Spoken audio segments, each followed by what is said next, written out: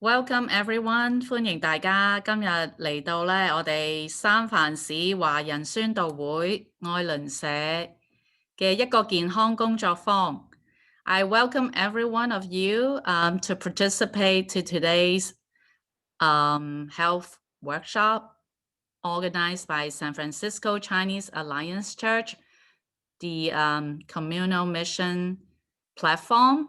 We are a team who organize and plan out different kind of activities, so to get to know our community.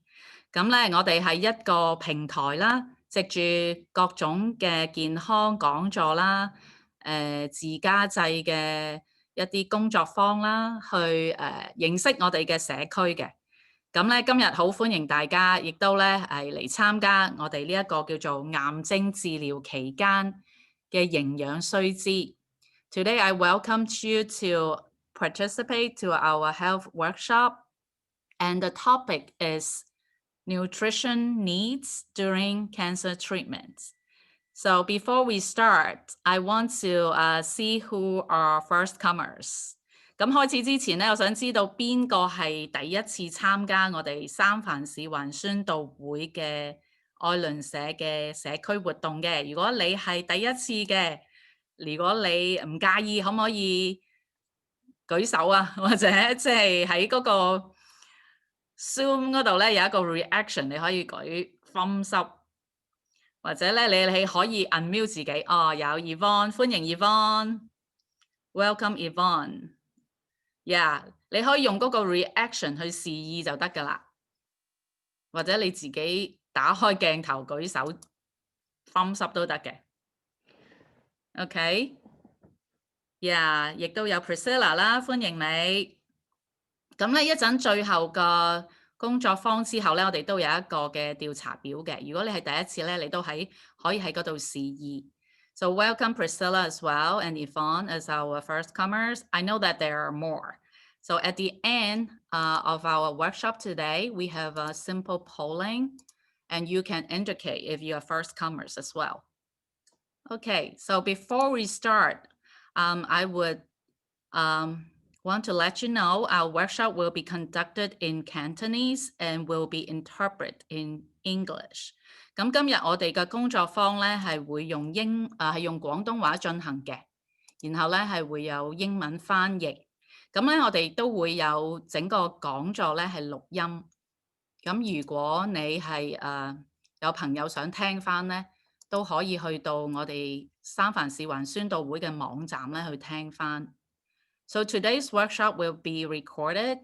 If you have friends who would be interested to listen to the workshop today, they can always go back to our website to review the recordings in case they are not able to join us today.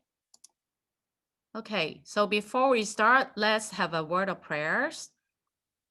咁我哋開始之前咧，都有一個祈禱，好唔好啊？因為咧，我哋係我哋信奉神嘅，我哋呢個教會咧係敬拜主耶穌。咁我哋希望咧呢一個嘅健康工作坊咧係可以關心到我哋嘅社區嘅朋友。So let's pray. Dear God, we give thanks to you for today's workshop. Through Eunice, she will be teaching us and sharing with us her experience helping many patients who are suffering from cancer. We pray that you'll use her so that many people can be blessed, and through the knowledge that they learn, they can help themselves or their families or friends who are under treatment. 天父，我哋多謝你今日咧可以藉住 Eunice 黃姊妹咧去同我哋分享佢嘅專業、佢嘅經驗。我哋深信咧佢嘅專業啦，佢嘅經驗咧可以幫助我哋自己或者係咧我哋嘅朋友喺呢一個癌症嘅治療當中，求主你使用，亦都咧讓我哋嘅社區嘅人士咧佢得到心靈嘅安慰，因為主耶穌你係醫治嘅神，你都係嗰個愛我哋嘅神。We pray that you use this to heal and to bless many people because you are the great healer, you are our doctor, and you loved us. We give thanks to you in Jesus Christ's name I pray. 我為到呢一切去祈禱，多謝你聽我哋禱告，奉主耶穌嘅名，阿門。Okay, so let me introduce Eunice Wong. Eunice is a registered dietitian, and her specialties is education in cancer treatment, education in nutritional education in cancer treatment, and also diabetics patient. And she's currently working at Kaiser in San Francisco. She used to work at Onlock and also Northeast Clinic. Is that correct? Northeast or what? Or East North? Chinese Hospital. Oh, Chinese Hospital. Okay. I don't know the English name, but 咁 Eunice 姊妹啦嚇，黃姊妹咧，佢係一個專業嘅註冊營養師。咁佢個專長咧就係嗰啲糖尿病患者啦，同埋嗰個癌症治療緊嘅病患者，佢哋嘅營養嘅需要。咁咧佢自己咧喺醫院啦，多間醫院啦，喺社區嘅診所啦，都做好多嘅專業嘅教育，去幫助嗰啲病患者咧點樣去注意佢哋嘅營養需要。咁我好高興啦，今日請到佢嚟到我哋當中同大家分享。It's our pleasure and honor to have Eunice today to share with us her expertise and her experience. So I'll give this time to her. So if you have any questions that come up in the middle of the workshop, please write it down and leave it to the very end of the sessions because we will have Q&A, okay? Or you could type it in the chat room.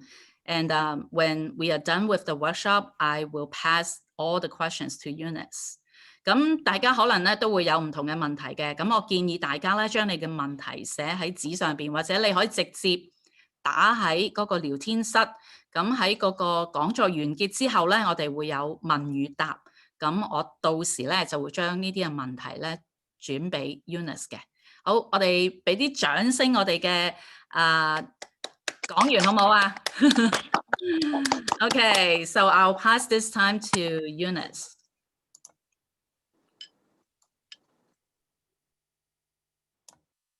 你睇到我 share screen 啊？嗬 Yes。OK， 咁咧，首先想介紹我自己啦。咁我係姓黃嘅，咁即係你中意叫我乜嘢都得㗎啦嚇。咁即係首先想即係好似有少少個事先聲明啦，因為可能每一個人嘅情況都有少少唔同，你所面對嘅困難啊，你嘅一啲嘅limitation， 即係你一啲嘅所受嘅限制啊，都好唔同。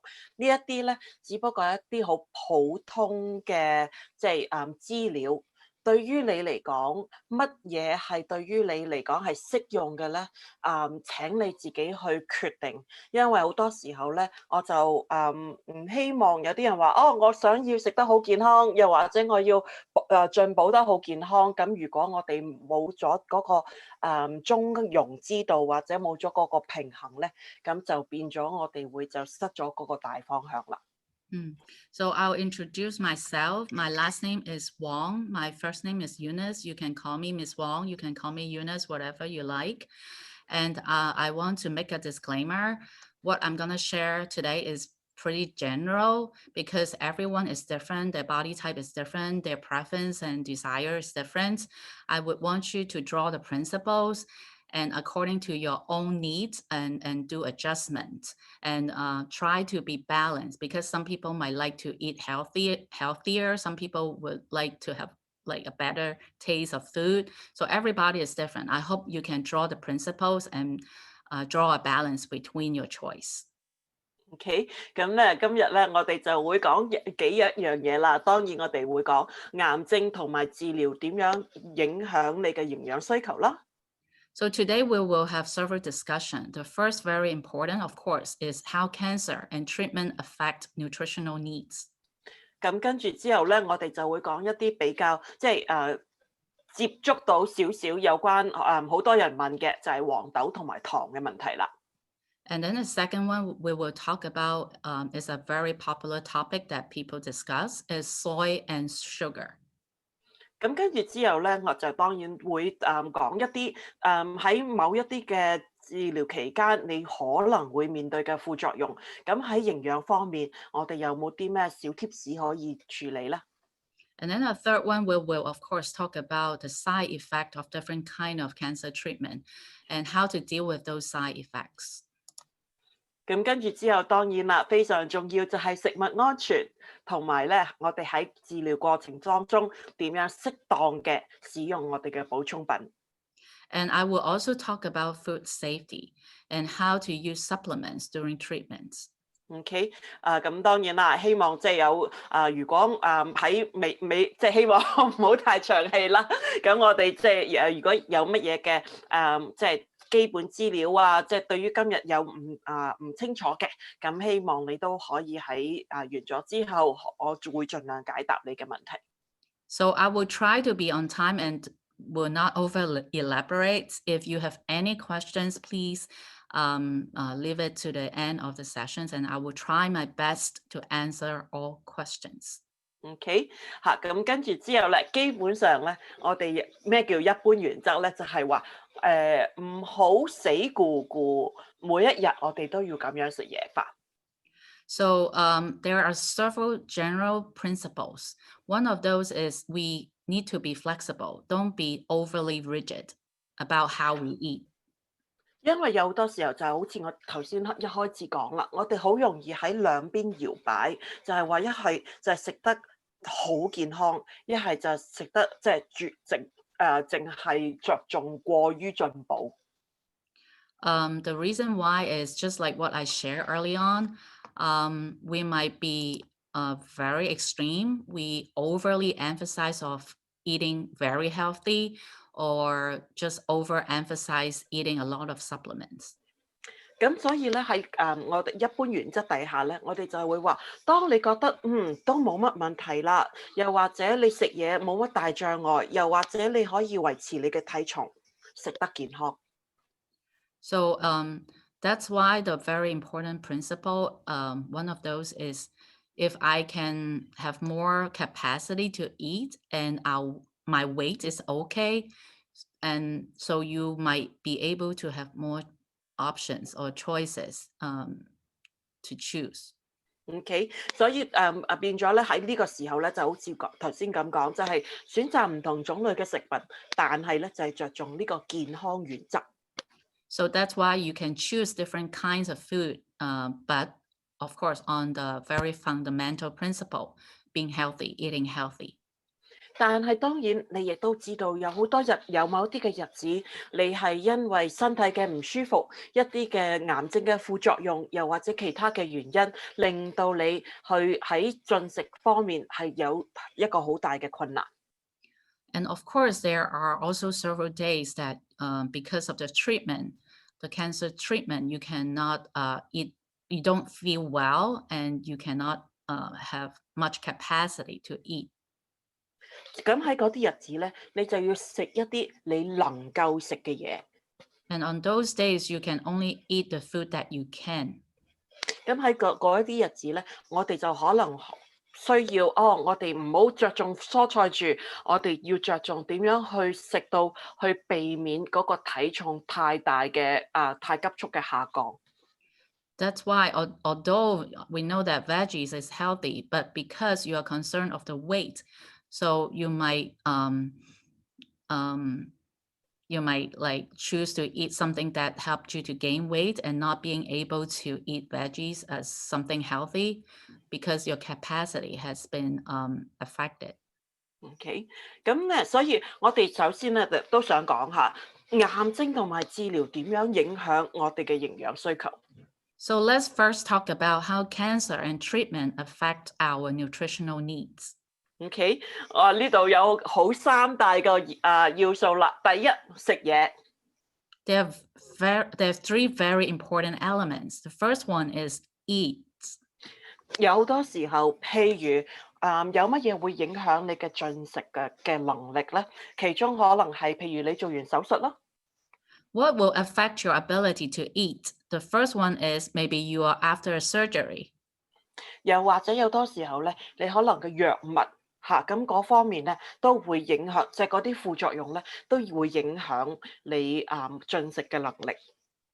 And the second one is the side effect of the medication that you have taken that will also affect your appetite.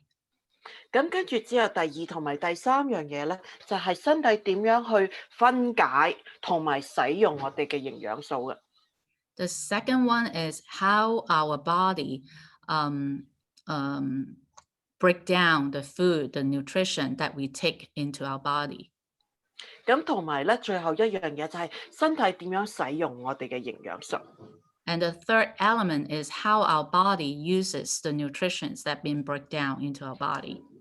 其實咧，我哋嘅天賦咧，係好即係製造我哋呢個人體係好精密嘅，即係跟住一環扣一環，等到我哋可以物盡其用嘅，咁去使用我哋食物當中嗰個嘅營養素。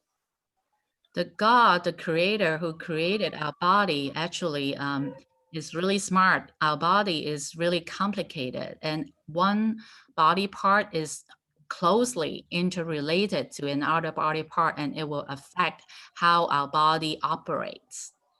咁其中一個可能譬如一個少少嘅例子啦，就係譬如好似有啲人係有胰臟癌嘅 pancreatic cancer。So one very simple example is like for some people, they might have pancreatic cancer. 咁胰臟癌可能喺做完手術之後咧，佢哋身體出現困難去處理嗰個糖啦，同埋嗰個脂肪。The patients who just have the treatment for pancreatic cancer, their body has challenged to break down the sugar and also fat. Yes，咁所以變咗喺呢一個方面咧，我哋需要知道喺譬如你特殊嘅身體情況之下，你身體點樣去分解同埋使用個營養素，而我哋點樣去喺飲食當中配合我哋身體嘅需要。So with that knowledge, you know that how to supplement your body when your body is incapable of breaking down some food. So then you need to supplement your body with those nutritions. OK， 咁跟住之後下一個咧，我哋就係想講一啲即係好基本嘅即係營養，即係我哋叫做 Nutrition 101啦。So let me share with you some Nutrition 101, very basic knowledge about nutrition. 第一樣嘢咧係非常非常重要咧，就係我哋身體需要飲用到足夠嘅流質，去保持我哋嘅嗰個嘅脫水啊，有冇足夠嘅水分。One very important principle is to keep our body hydrated. 咁基本上咧，我哋就係話每日8杯液體。Basically, we need 8 ounces per cup. We need at least 8 cups of liquid per day. 呢個係起碼，因為咧當然啦，有啲人咧你就係話有一啲心臟嘅情況，譬如好似我哋叫做 congestive heart failure (CHF)， 咁你喺嗰個情況，又或者你腎嘅情況，你嘅醫生需要你飲少啲水，咁你嗰個喺嗰方面咧，你就要遵從醫生嘅吩咐啦。Unless you have very special situation that you are not is not advisable for you to drink too much liquids, then you should reduce this very basic requirement of your body for those liquid. Just like 咁當然啦，亦都係當我哋身體流失水分，譬如你嘔，又或者你肚屙嘅時候，你亦都應該相應地補充流失嘅水分。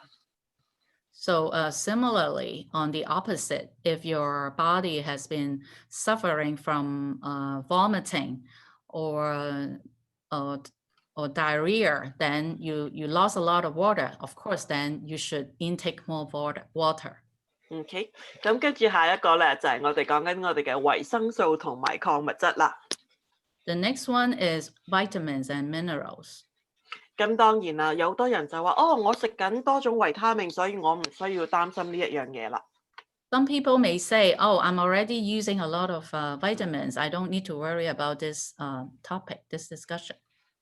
咁但係咧，好多時候我哋更加多嘅研究報告顯示咧，一個我哋從食物而唔係從一粒藥丸嗰度攞到嘅維生素同埋礦物質咧，對我哋身體係有最大嘅好處嘅。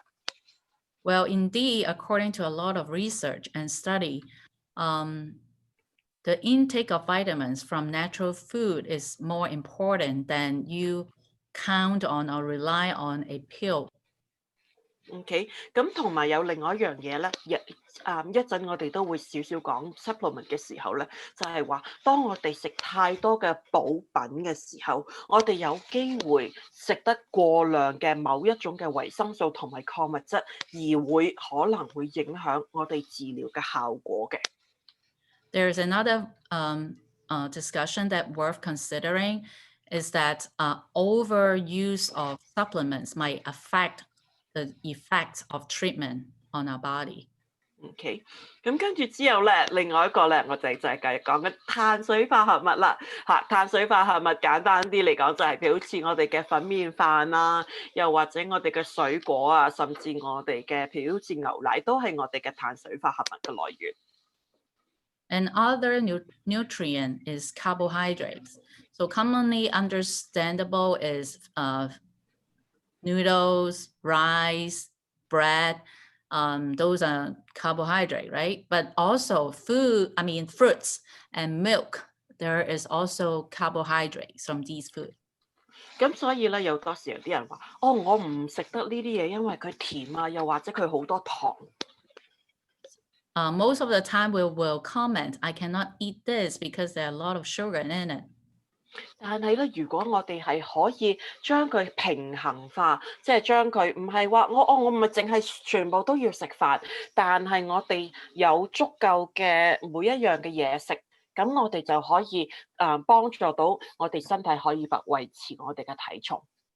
However, if we can plan out our diet and balance the portions of different food, it will help us to regain weight. OK，咁跟住另外當然咧，我哋就係講脂肪啦嚇，咁有好多時候咧，我哋乜嘢都怪嗰啲脂肪嘅。Another commonly discussed nutrient is fat. Many times we will blame fats. 咁基本上咧，我哋就唔應該怪脂肪，脂肪好無辜嘅。咁我哋脂肪會出現問題咧，係因為我哋食得過量。Well, we should not blame fats. Indeed, fat is innocent. It's really how we eat fat, how we consume fats. 咁即係當然啦，即係特別喺你即係個體重成為一個問題嘅時候咧，脂肪咧可以即係適當地使用脂肪咧，對於保持你嘅體重會好有幫助。更加咧對某一啲嘅維生素，包括維他命 A、D、E 同埋 K 嘅吸收係非常之重要嘅。If we don't overconsume fat, indeed, fats can help us to regain weight. And as a matter of fact, fats can help us to absorb vitamin A, D, K more effectively. OK，咁跟住之後咧，最後一樣嘢咧，如果你乜嘢都唔記得啦，你就一定要記得呢樣嘢，就係蛋白質啦。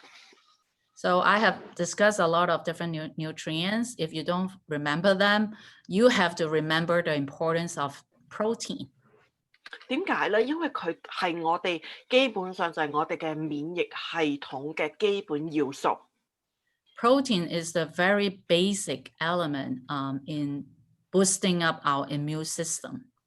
佢跟住之後咧，亦都好多時候咧就有助我哋身體組織嘅生長同埋修復。一陣我哋會講到一啲情況係特別需要多啲嘅蛋白質。It also helps the growth and repair of our body tissues.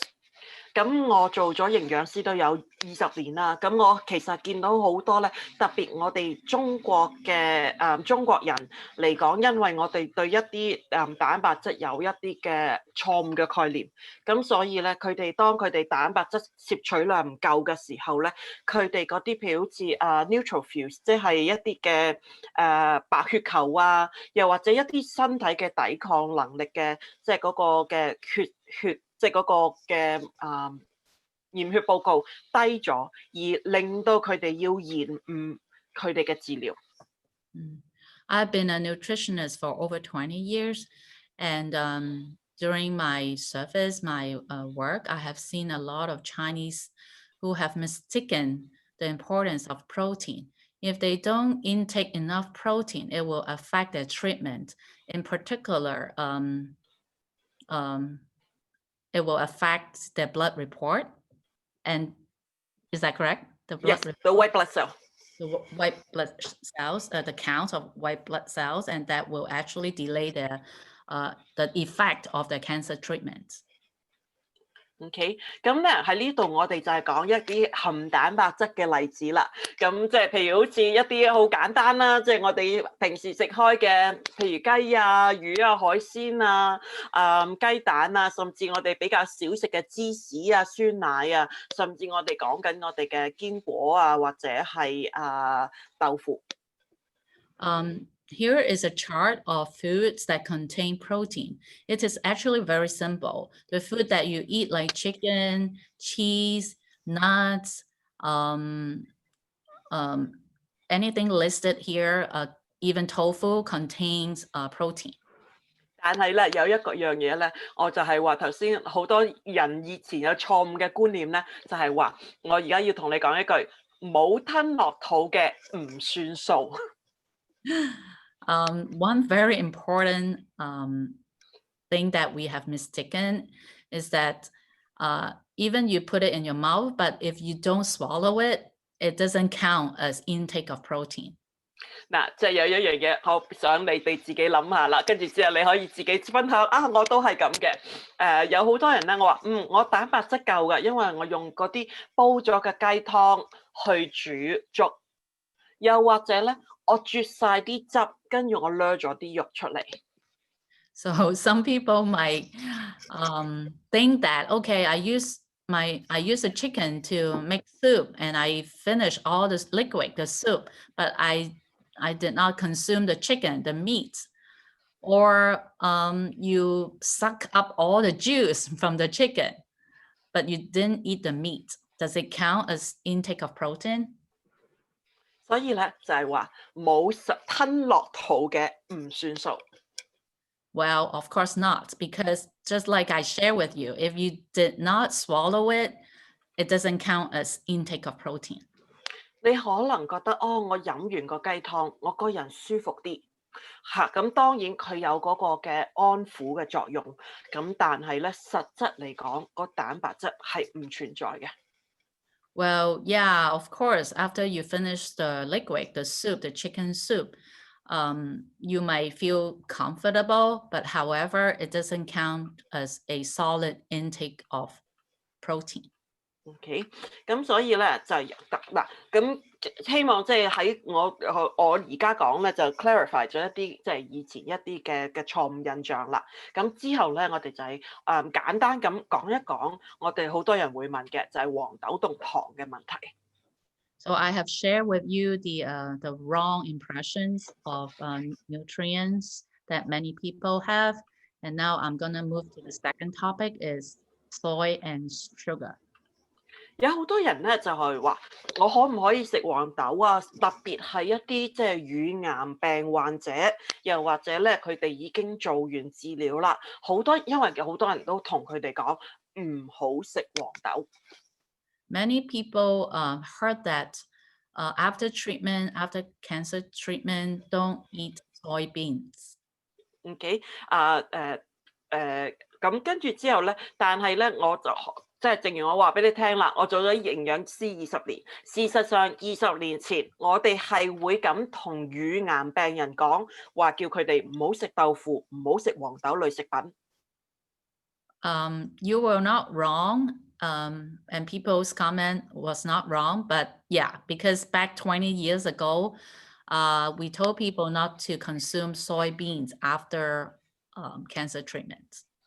但係咧，我哋喺呢5年至10年發現咧，即係黃豆入邊嗰啲嘅嗰個雌激素係同身體入邊嘅雌激素係唔同種類，即係佢係唔同，即係喺身體入邊有唔同嘅運作。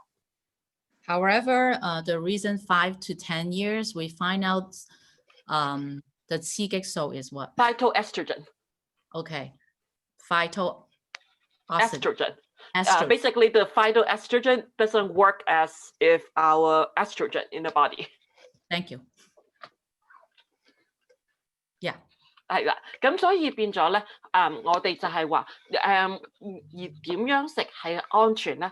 無論你有冇癌，即係乳癌，我哋都覺得每一日1至2份咧係安全嘅。So that's why we advise people, no matter you have breast cancer or not, it's okay, it's safe to consume 1 to 2 servings of soybeans per day. They are proven safe.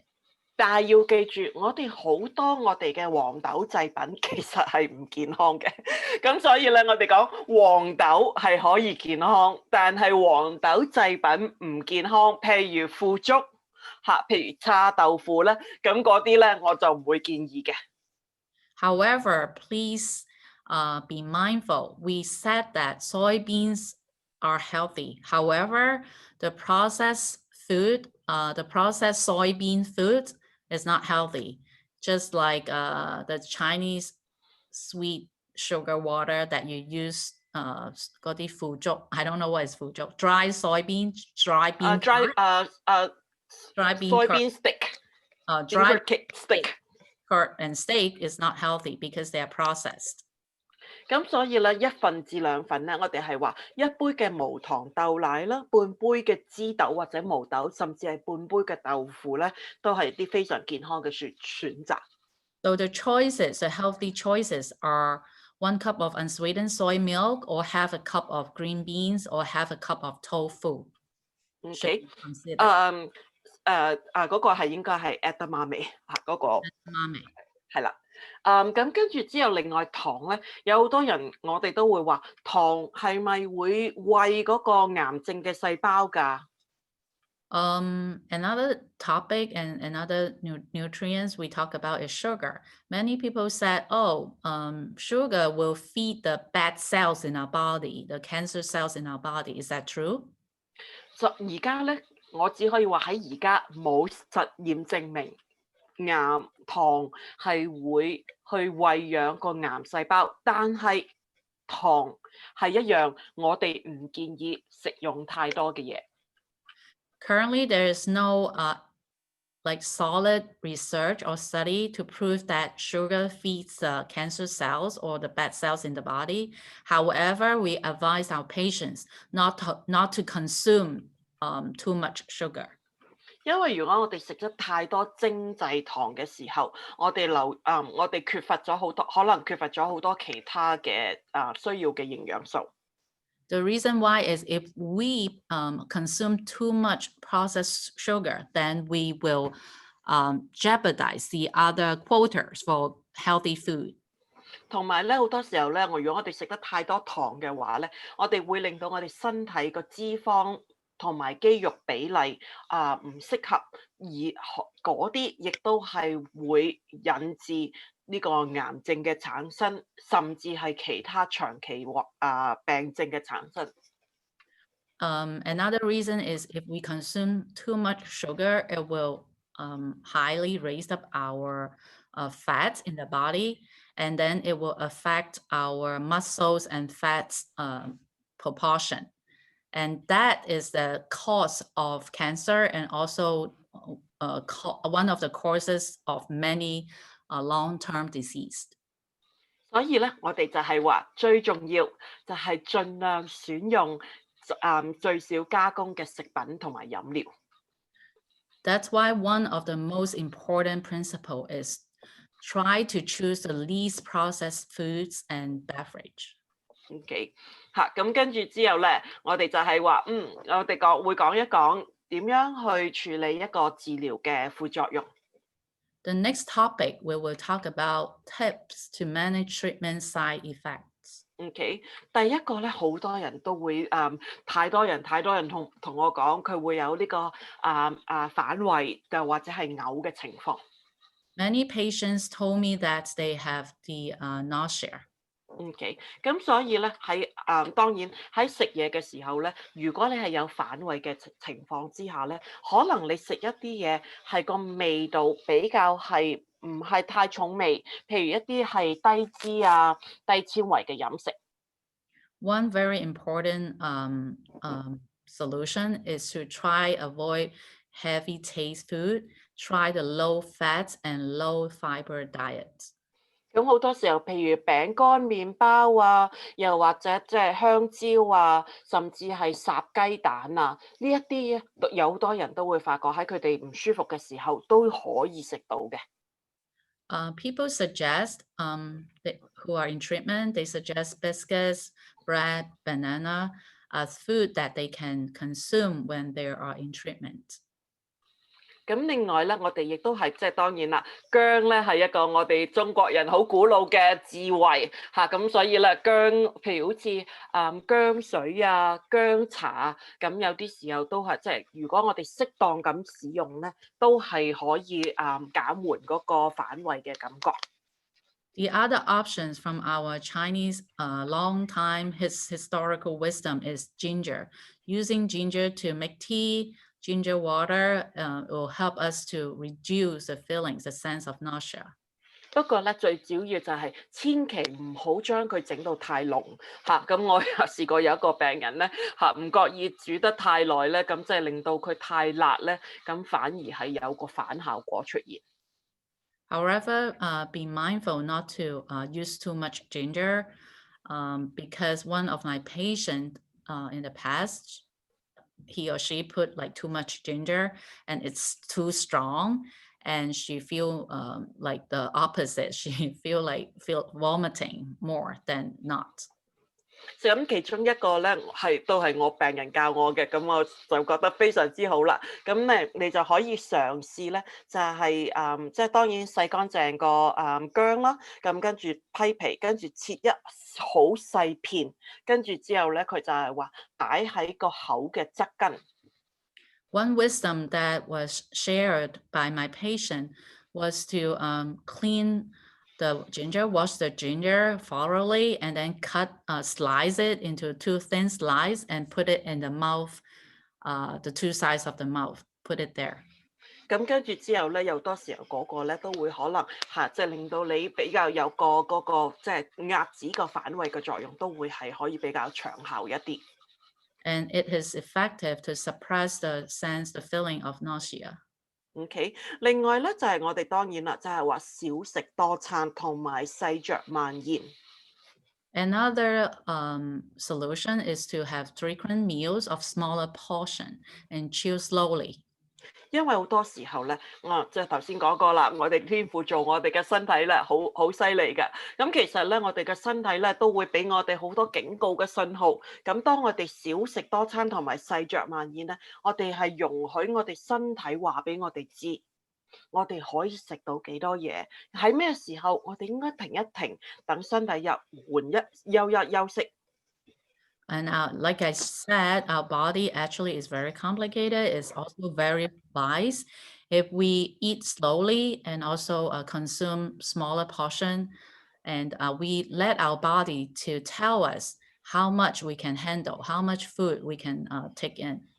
咁當然啦，乜嘢食物嘅溫度對於你嚟講係會最舒服咧？呢個就由你自己決定嚇。咁但係好多時候咧，點解我哋通常都係提議啲比較凍少少咧？因為好多時候好熱嘅食物，佢通常咧就會帶出個食物嘅氣味咧，係會比較濃烈一啲，而會可能會誘發到嗰個反胃嘅感覺。In regards to temperature of our food, we would advise our patients to eat food that is usually colder because hotter food actually will trigger the smells and the really strong smells of the food that can trigger our feeling of vomiting. 咁所以咧喺呢個考慮之下咧，就係話如果可以有其他人幫你準備飯菜，而可能你喺嗰個時候選擇喺房入邊閂晒門、開晒窗咁樣休息一下，甚至喺出邊行一個圈，咁去防止去聞到嗰啲煮飯嘅氣味咧，都會對你個食慾可能有幫助。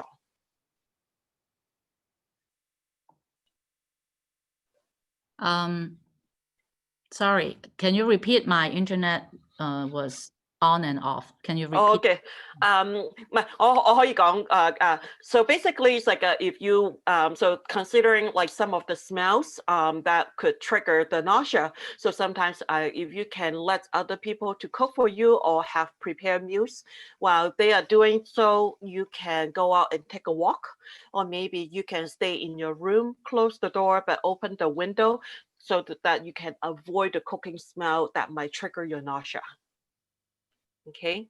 嚇，咁跟住之後咧，我哋就係話有啲乜嘢我哋要小心去避免啦，就係話一啲味道太重嘅，譬如辣啊、酸啊，又或者油炸或者油膩嘅食品。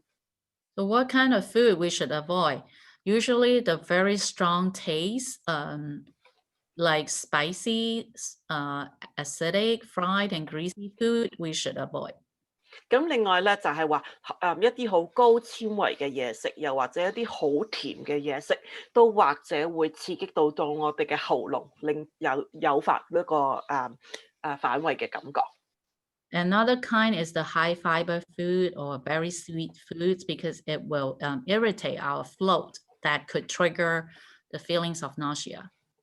咁咧，你另外頭先我哋講咗，你可以試食啲乜嘢啦？咁我哋咧就係試而家講緊一啲咧，我哋可以試，但係佢哋唔係食品嚟嘅，咁所以我將佢擺喺另外一個 category。Another way is that you can try to help to alleviate the feelings of nausea. However, they are not food, but they can help you to alleviate that feelings.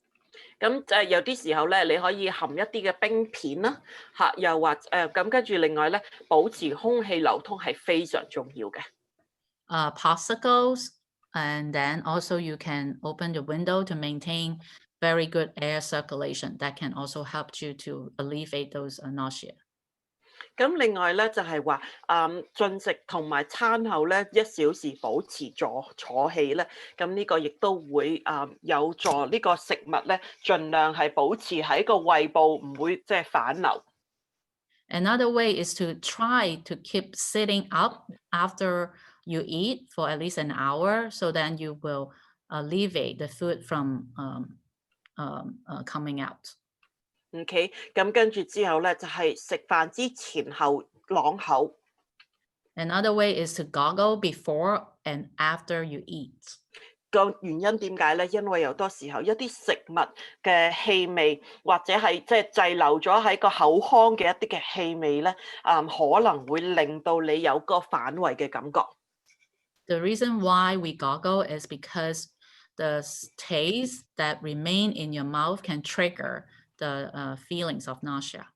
所以咧，漱口或者係刮口咧，可以去幫助你清除嗰個可能性。It will clear up the smells in the food that triggers vomiting.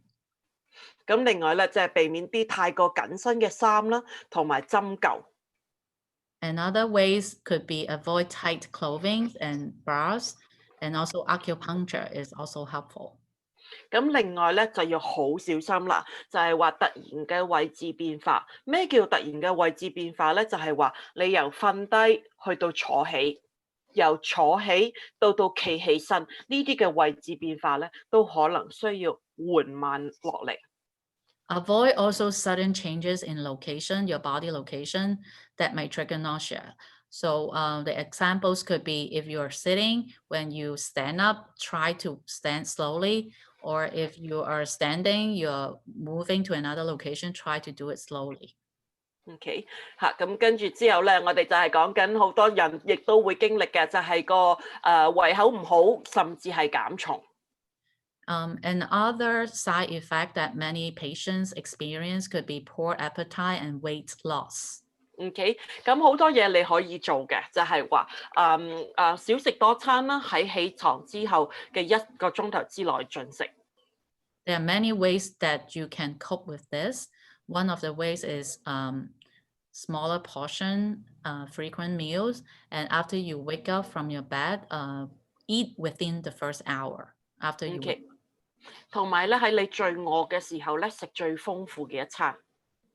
And eat the most nutritious and big portion of your meal when you have the best appetite.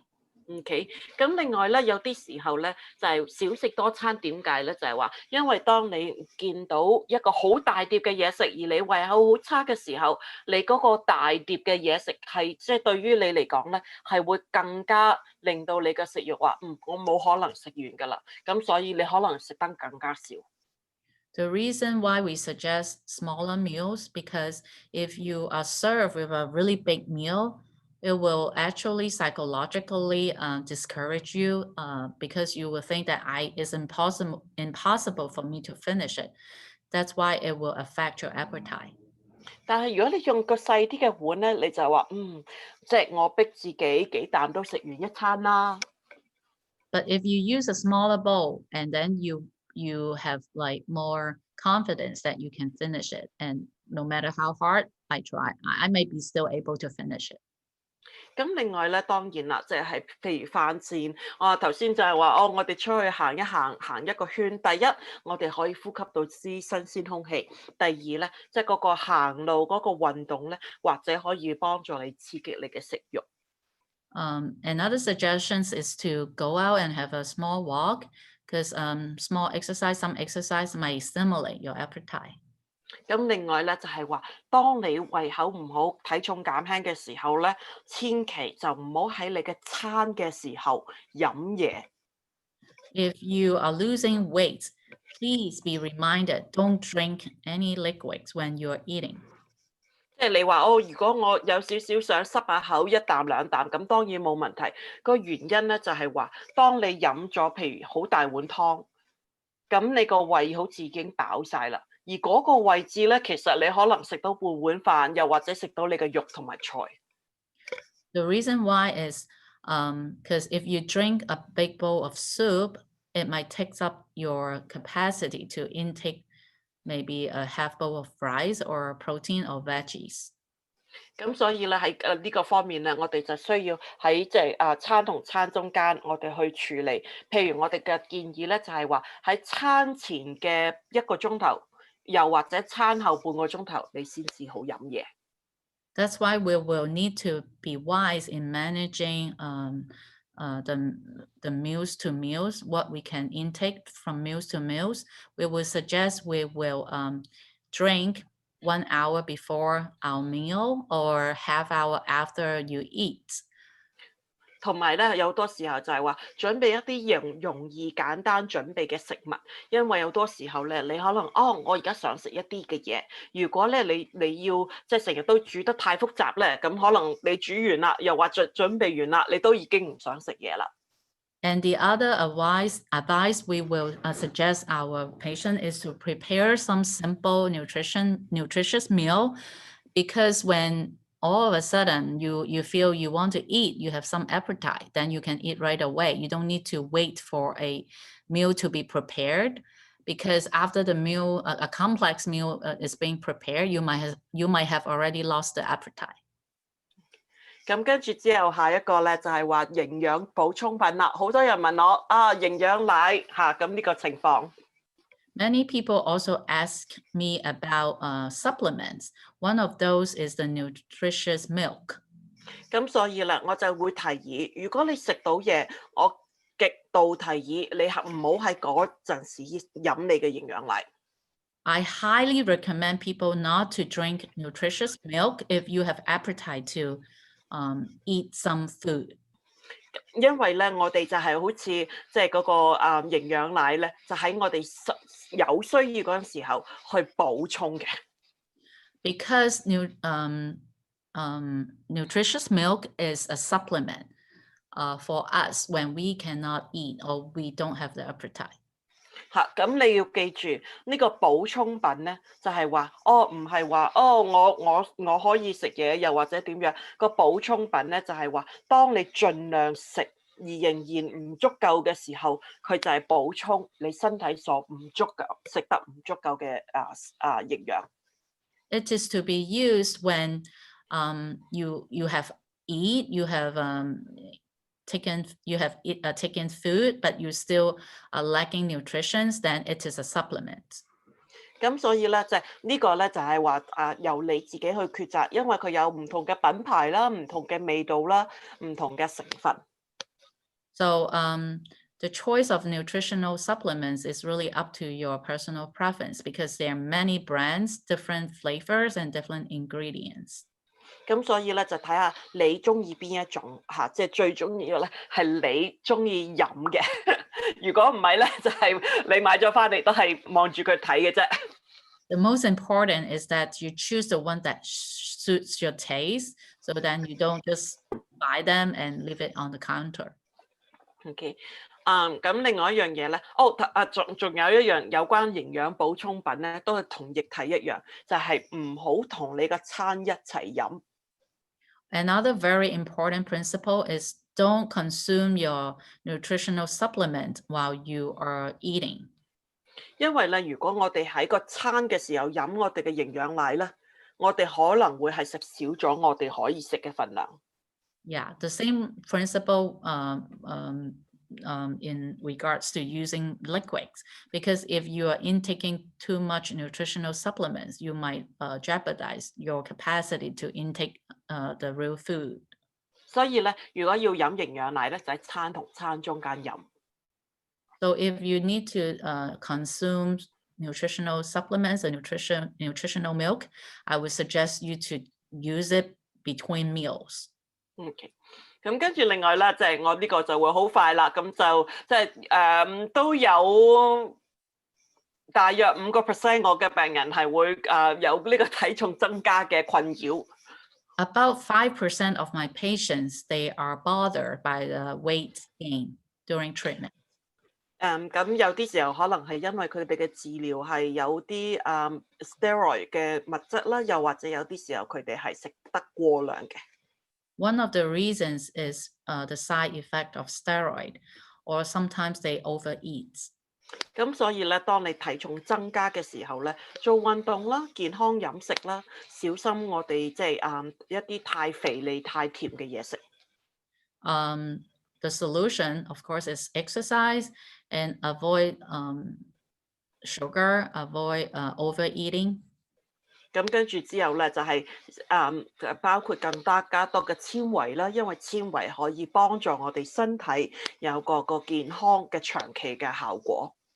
Eat high fiber food because it has long-term benefits. 咁跟住之後咧，我哋就係話口乾啦，咁即係當然啦，就係通常啲人都係會食一啲比較腍啲嘅濕濕地嘅食物。How about dry mouth? Usually our patients will eat something that is wet and soft. 咁跟住之後咧，就另外咧就係話喺呢個時候咧，你就可能係話，譬如好似有啲有餸汁啊，又或者有湯汁啊，又或者咧你喺食嘢嘅時候咧，細細啖咧去保持你個口嘅濕潤。Another ways is to eat or suck in some juice from the food, or also eat small amounts of food, so to keep stimulating your mouth to secrete saliva. 咁另外咧，即係食一啲酸啊，或者譬如好似甜酸啊，或者用檸檬啊、青檸啊咁樣去，又或者醋咧，咁嗰啲都可以刺激我哋口製造多啲嘅口水。Another way is to eat something sour or eat lemon that can stimulate the saliva secretion. OK，咁跟住另外咧就係話我哋講緊就係要避免一啲咖啡因太過熱同埋太過乾嘅食物。Ways to help us to alleviate the feelings of dry mouth is to avoid caffeine, avoid very hot food. 咁跟住當然咧，即係酒精咧係非常非常，即係喺治療期間首先講唔可以飲酒嘅。During treatment, absolutely not alcohol. 咁跟住之後咧，但係咧你要睇一睇你屋企嘅漱口水，好多時候咧你屋企嘅漱口水，如果你望一望個成分表咧，佢可能係用有酒精嘅成分嘅。That's why one very important thing that you need to pay attention is your the mouthwash, because some mouthwash they have certain amount or portion of alcohol in it. OK，咁另外咧，即係當然就係譬如人造唾液，好似即係Biotin又或者咧一個好好嘅口腔清潔，都係對於你口乾咧係非常重要㗎。Some very important product that you can consider is artificial saliva, Biotin, that can help you to resolve the issue of dry mouth. 跟住之後，即係好多時候咧，你都會聽到我哋幾次講啦，即係要口腔清潔，口腔清潔。咁所以咧，即係呢個亦都係非常之重要嘅。We emphasize many times oral cleaning. This is also very important to help you to resolve the issue of dry mouth.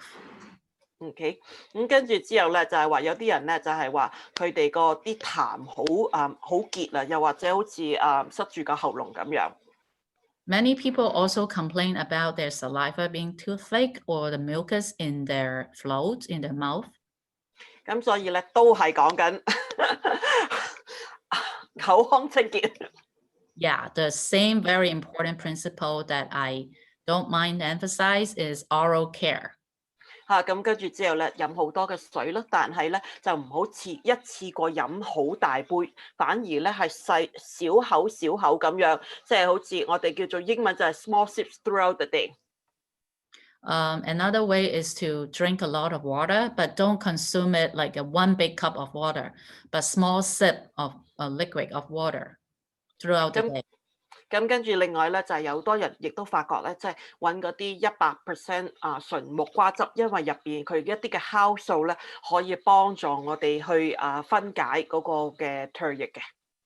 Also try 100% pure papaya juice because it will help to release the saliva.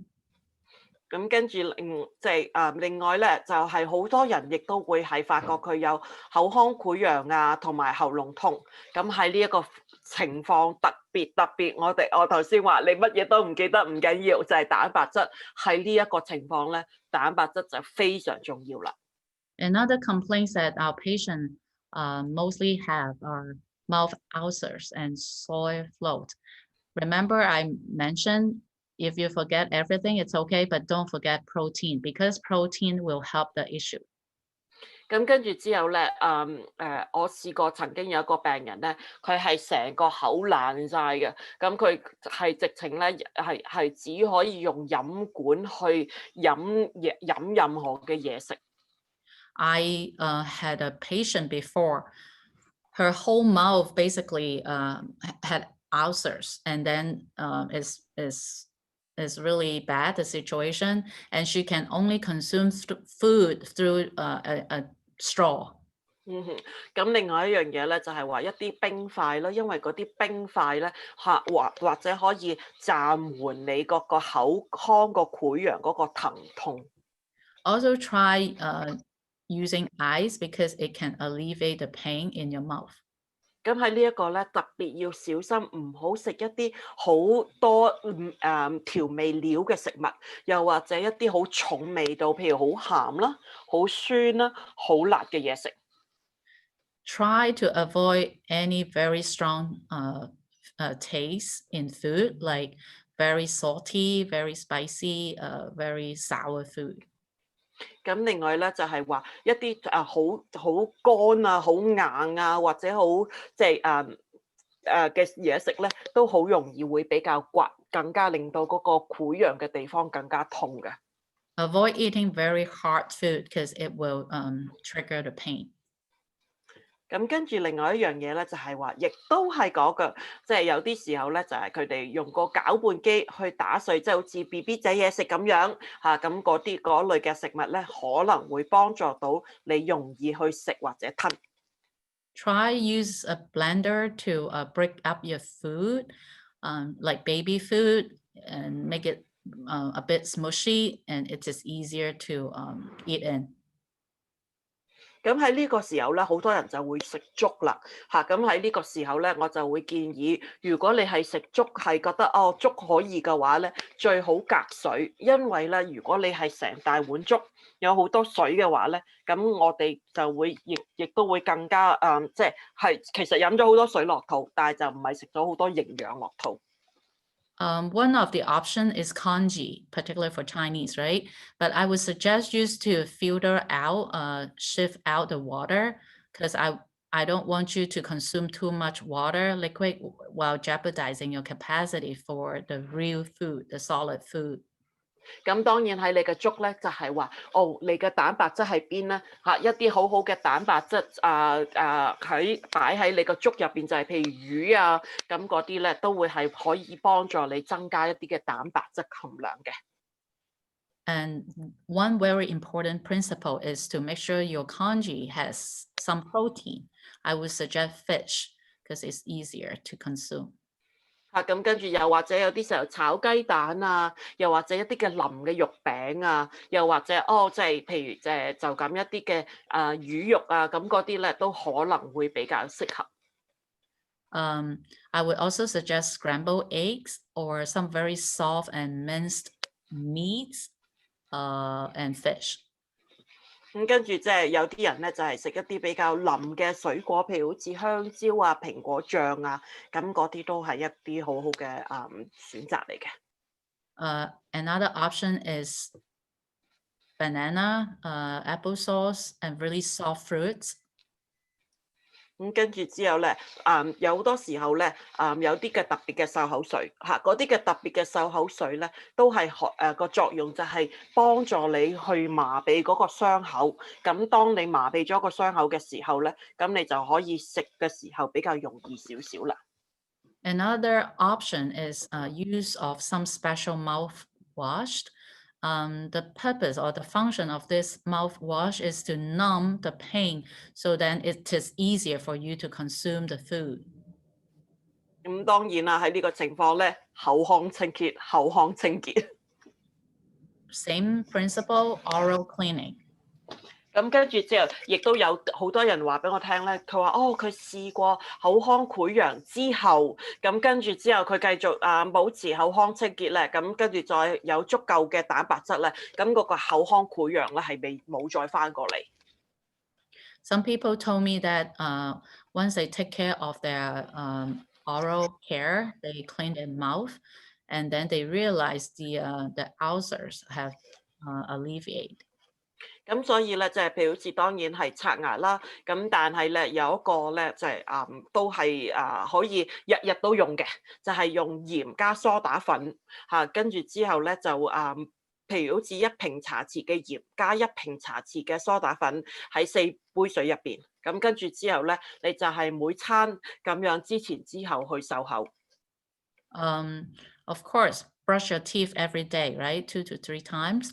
Another very useful way is to use a 1 level teaspoon of table salt and 1 level teaspoon of baking soda. Mix it with 4.5 cups of water and gargles before and after meals.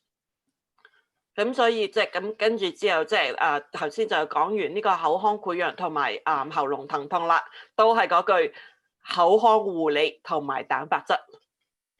Once again, I want to emphasize oral cleaning and intake of protein to alleviate mouth ulcers. 咁另外咧，有啲人話啲嘢食唔好味啊，又或者咧有啲嘢食咧好似好怪咁樣，咁我哋就要睇下乜嘢嘢食令到你最大嘅影響啦。And also some people might complain change in taste. Then you have to pay attention what kind of taste, what kind of food that has changed taste. 我哋要明白，即係好多時候治療咧，譬如電療嚇，譬如好似鼻咽癌，佢好多時候係喺口腔範圍，又或者化療本身，佢會影響我哋嘅味覺，而即係導致呢啲嘅影響。We have to understand radiation or chemotherapy. The side effect of this treatment will affect our taste buds. And also, in particular, if you have cancer in your nasal area, your mouth and your taste bud may be affected.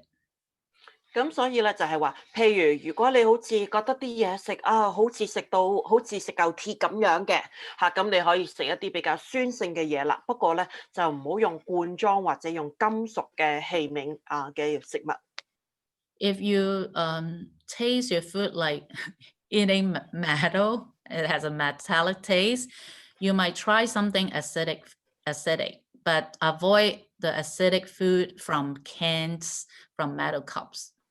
咁另外咧就係話，如果你話哇啲嘢好甜啊，即係啲甜到一個地步，我唔得啦，咁你就亦都酸或者比較偏鹹嘅嘢食咧，可能嗰方面會幫到。So, or if you taste your food and it is overly sweet, too sweet, I cannot take, then try something sour or salty. 咁如果即係食物有好似好苦啊或者鹹咧，咁你就可以嘗試一啲比較偏甜嘅嘢食。If your food tastes bitter or salty, you can try something sweeter. 咁但係咧要記住喎，即係如果我哋譬如好似甜咧，好多時候我哋都可以用一啲比較天然嘅甜味料，譬如我哋麥皮加藍莓都係即係就唔係話麥皮加煉奶啊，又或者麥皮加糖啦。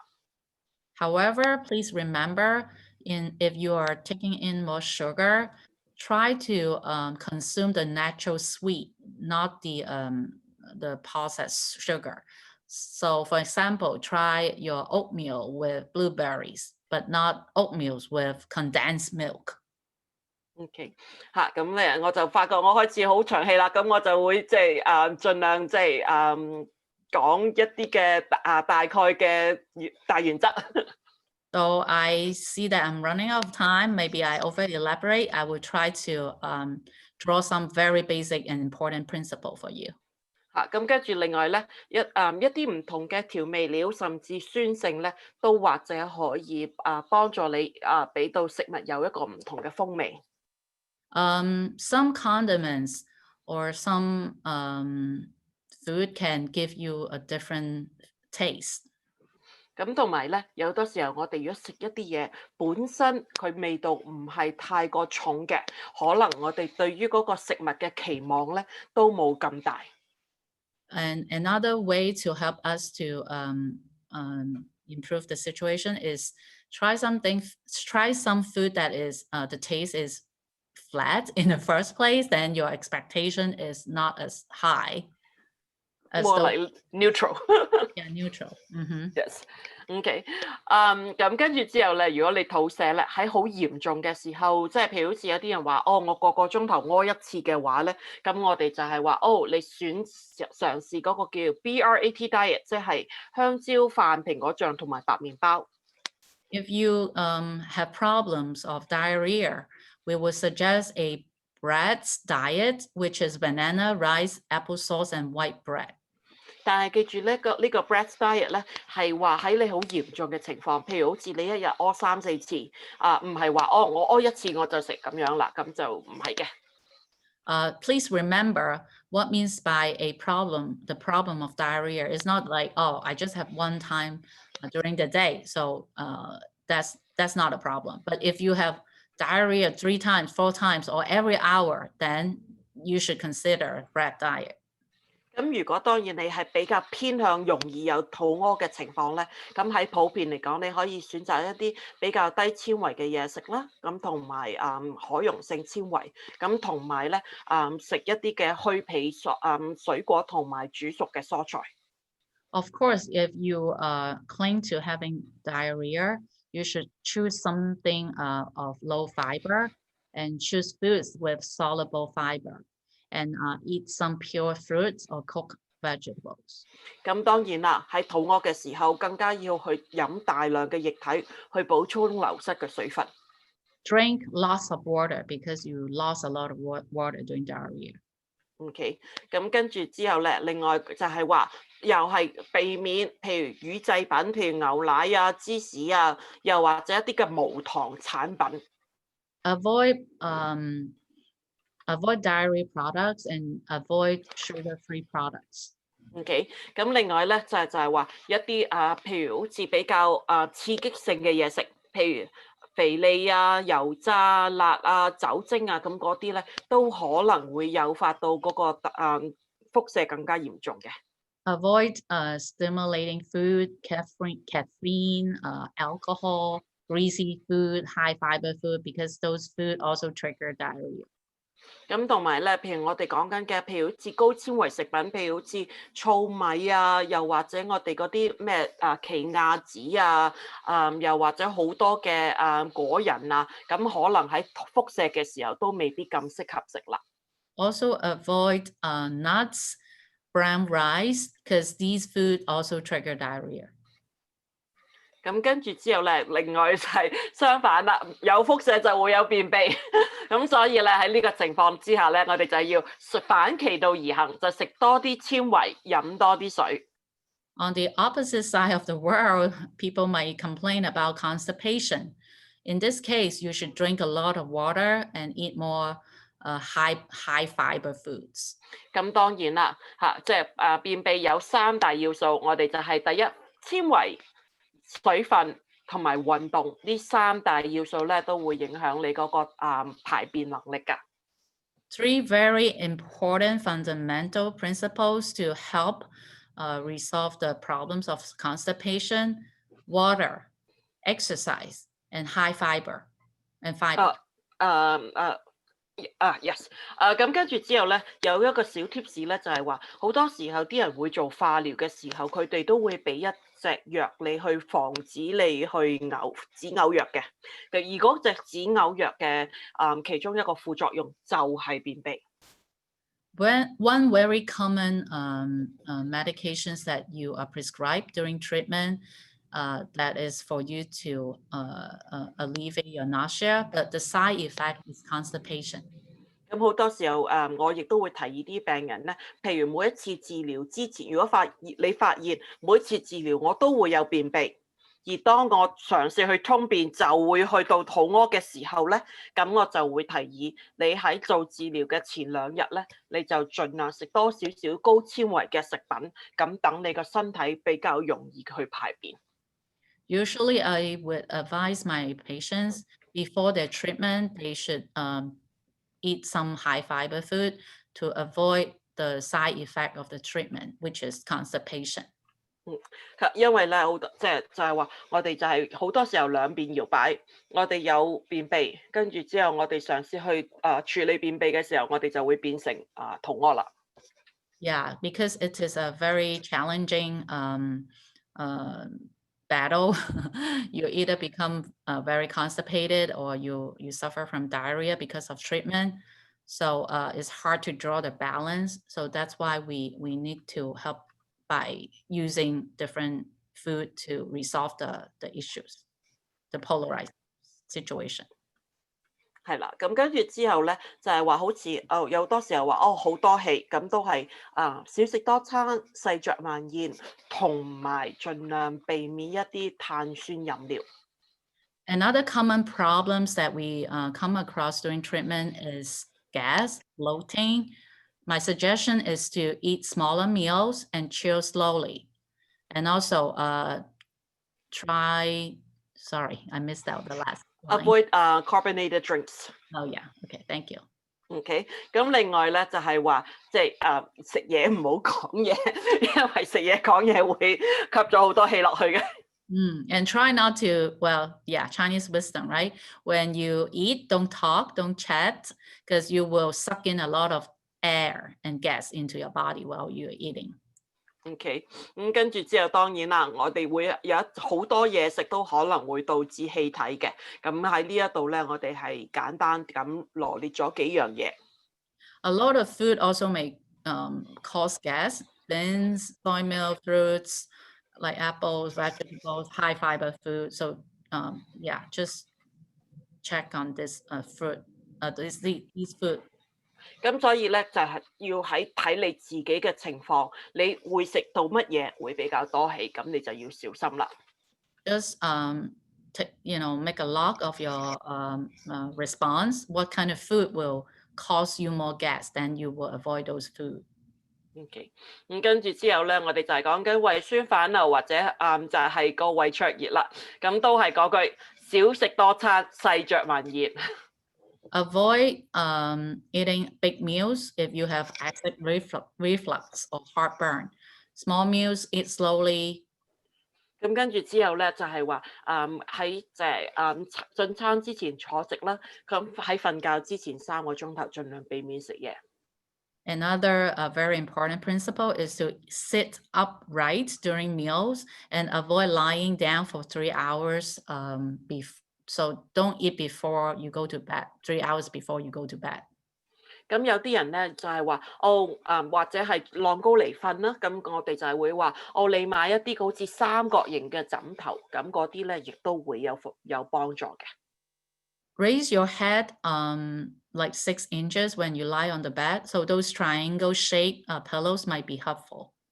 咁亦都要睇下有乜嘢嘢食對於你嚟講係會引致呢個反應。譬如我自己咁咧，就係話如果我夜晚咧，我係唔食得花生醬或者一啲太重嘅番茄醬嘅食品嘅。Pay attention to also what kind of food that will trigger the heartburn or acid reflux. For myself, I cannot eat peanut butter or some very heavy tomato sauce during nighttime. 咁跟住之後咧，就係講緊我哋嘅食物安全同埋使用補充品啦。The other discussions that we want to talk about is food safety and use of supplements.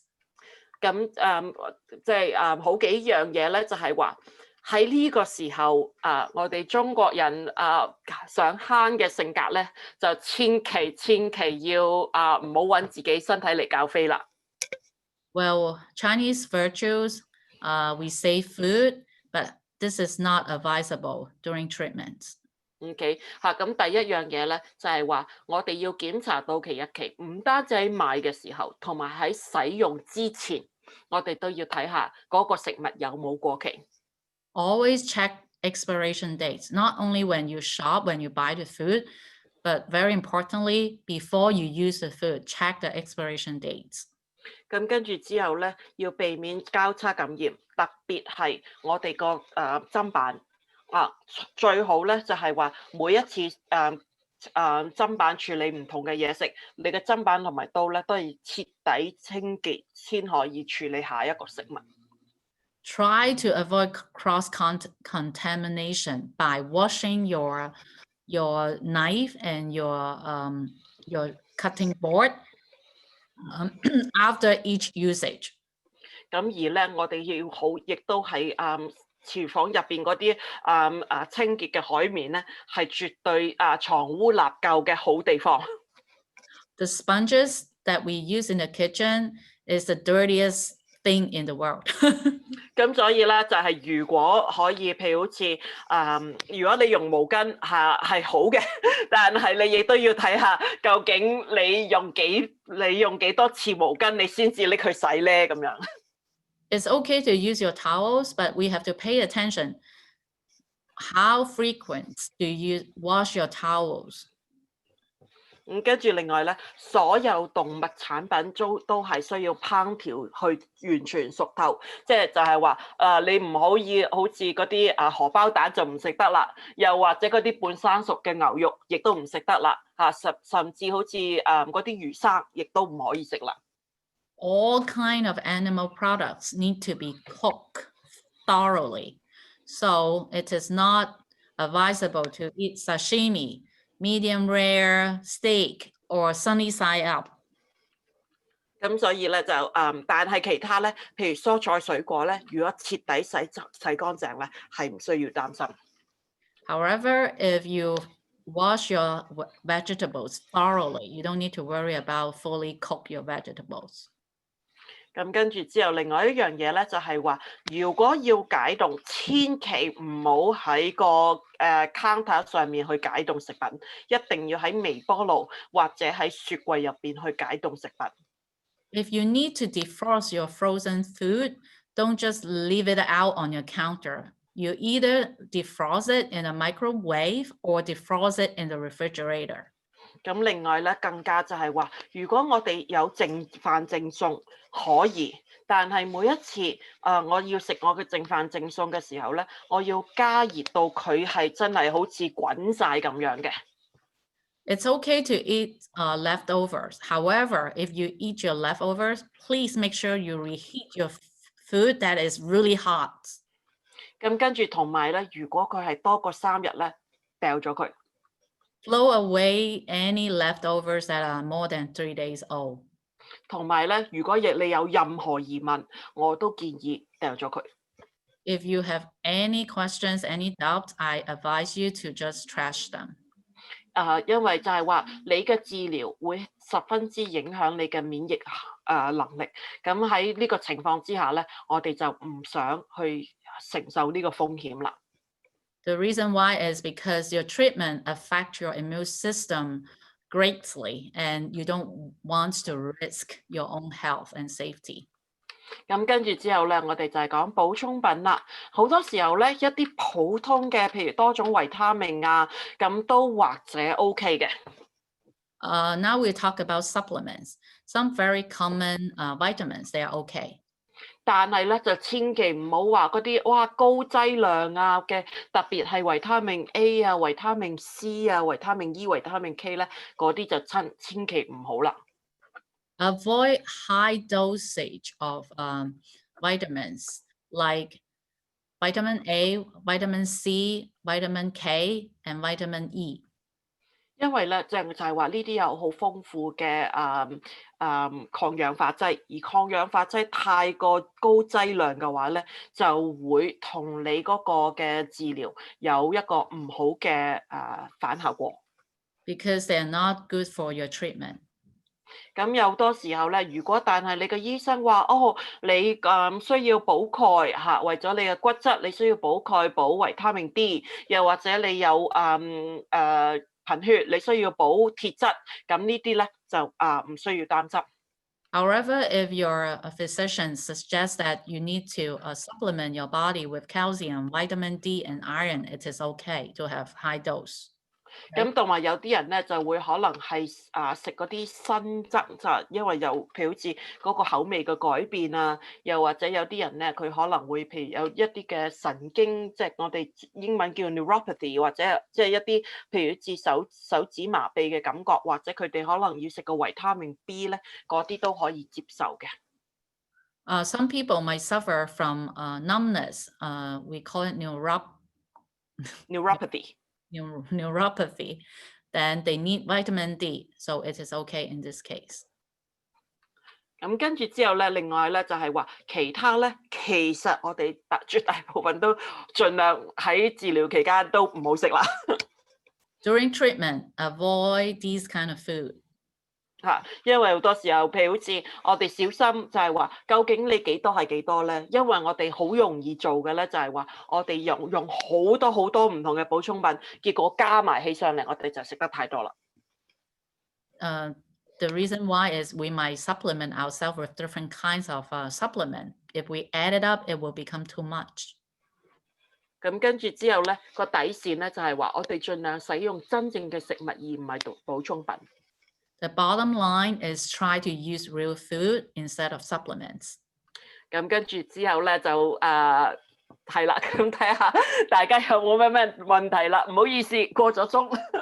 Yeah, thank you, Eunice. It's really informative. So we have 3 questions, okay? The first one is, 聽講咧，因為現代嘅雞咧有 hormone injection。所以咧唔適合癌症病人係咪咧？ So I heard that the chickens that we buy has a lot of hormone injection and it is not suitable for cancer patient. Is that correct? 咁有一樣嘢咧，我只可以話我就唔係養雞嘅，所以咧即係佢哋點樣養隻雞咧，我冇得講。但係咧就係話，如果你覺得呢一個係會令到你擔心嘅，我就建議你有好多其他嘅選擇，譬如你有魚，你有海鮮，你有豆腐啊，即係有好多其他好好嘅蛋白質嘅選擇。I cannot say 100% because I'm not a farmer. I do not raise chicken. So if you have concerns and you have doubt, try to use other alternatives like fish, tofu, or other meats instead of chicken. 咁同埋另外一樣嘢咧，有啲人亦都會係使用嗰啲 organic chicken 啦。咁喺某個情況下咧，即係而家嘅管制之下咧，咁個 organic chicken 即係譬如好似嗰啲係啦，即係嗰啲咧就應該唔會有打針嘅風險嘅。And also you can consider using organic chicken because under the very strict guidelines from FDA, you can consider organic chicken. Okay, the second question is, 聽講海之滴喝藻糖膠會幫助癌症病人嘅免疫系統強一啲。你有冇病人咧係試過用呢個產品？如果有效果係點咧？有冇聽過呢個產品？你會唔會建議癌症病人會用呢個產品咧？So I heard about a supplement called fulcodin that can help and boost up the immune system of cancer patients. Have you heard about this product? Have your patients used this product? Do you think this is advisable and for cancer patients? 嗱，有好多時候咧，有好多人會問我，譬如好似黃薑丸啊，又或者一啲唔同嘅，譬如好似菇類嘅情況啊，咁呢一個結藻糖膠咧，就唔係佢個品牌，但係我有聽過係另外個品牌嘅。咁我 check 過，我唔會建議佢有好大嘅效果，但係喺安全性暫時嚟講應該都可以接受嘅。即係話，我會覺得如果你相信佢可以幫到你，你可以嘗試。但係我冇實質嘅情況或者實質嘅資料可以話你係將你嘅錢使喺一樣好有用嘅嘢咯。I know about another brands, and I think it is okay, but I would not highly recommend you use a lot of money to use this kind of supplement. And I also heard about Basically, yeah. my recommendation would be like using your food to help to boost your immune functions by eating healthy while you can. Because a lot of these supplementation, we do not have any evidence about long-term side effects. And also a lot of time, unfortunately, they might eventually, I don't know, we concerned about like the impact on your liver and also the impact on your kidney, which the liver is responsible to detoxify any impurities from your food or supplements. Okay. The next question is 最後一條問題咧，就係肚痛食黃糖同埋薑水可唔可以咧？The last question is if I have stomach pain, is it okay to eat sugar, brown sugar, and also drink ginger water? 如果你咁樣講咧，我就懷疑你係因為好多氣，所以你覺得你飲黃糖同埋薑水咧係會有舒緩嘅作用。咁如果你係就咁，譬如好似 stomach cramp，即係譬如肚痛，係因為一啲嘅譬如肌肉嘅疼痛咧，咁我唔覺得黃糖同埋薑水咧會有作用。但係如果真係你因為多氣而食咗黃糖同薑水有緩解嘅作用咧，咁我就會建議你睇返你自己係會乜嘢令到你有咁多氣啦。So my assumption is that you might have a lot of gas and you have bloating. So that's why you might feel soothing after eating brown sugar or ginger water. However, I would suggest you to keep a log and see what food triggered the bloating and the gas problem, and to avoid those food. Okay, thank you. So if you have, we can have, I think now is 4 o'clock, right? So I will allow one more questions. If you have, you can unmute yourself, or you can just type in, or you just unmute yourself. 而家差唔多4點啦，已經4點啦。如果你有問題咧，你可以將你個咪打開，你自己直接問，好唔好啊？我哋可以問多1至2條問題。唔該，我想問下牛奶同埋嗰啲豆漿咧，食邊一樣好啲啊？因為而家話好多話牛奶醬我哋冇食喎。嗱，牛奶咧最主要就係話我哋 Yes, sure. Comparing milk and soy milk, which is better? 咁有多時候咧，牛奶我哋而家有好多好嘅選擇，譬如佢有 organic 嘅牛奶啦。咁但係最主要牛奶我哋最大嘅關注點咧就係話全脂牛奶，因為全脂牛奶入邊有好高嘅飽和脂肪酸。咁但係咧，如果你係豆奶嘅話，咁佢如果係有加鈣同埋加咗維他命 D 咧，無糖豆奶，甚至我哋講緊有另外一種叫做 pea protein milk， 即係一啲用豆做嘅奶。即係用其他豆做嘅奶，又或者而家有嗰啲叫麥皮奶 oat milk， 咁嗰類嘅奶咧，如果佢係加咗鈣同埋加咗維他命 D 咧，咁嗰啲都 OK 嘅。咁 so I can translate myself. So basically between dairy and soy milk, because a lot of concerns about the hormone and also everything else, I would say my main concern about dairy is about the saturated fats. If your choice is using the whole milk.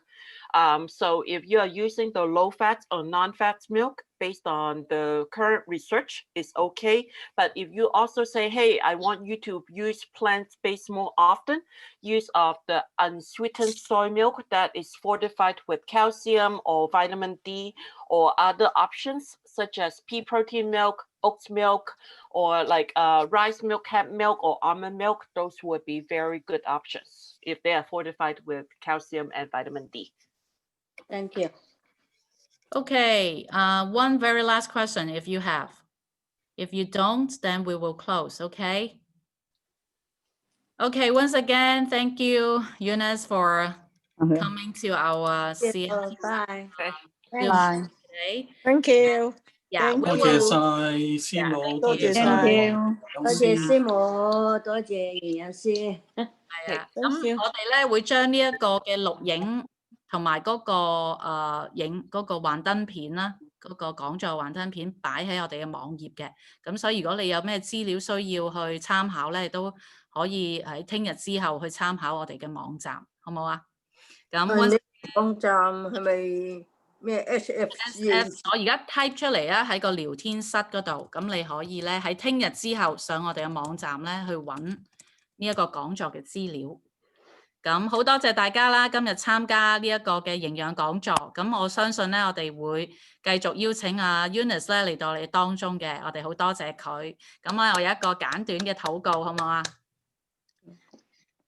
親愛天父，多謝你俾我哋有一個奇妙嘅身體。我哋嘅身體咧，其實都係幫助我哋咧去抵抗嗰啲外來嘅細菌同埋唔好嘅病毒。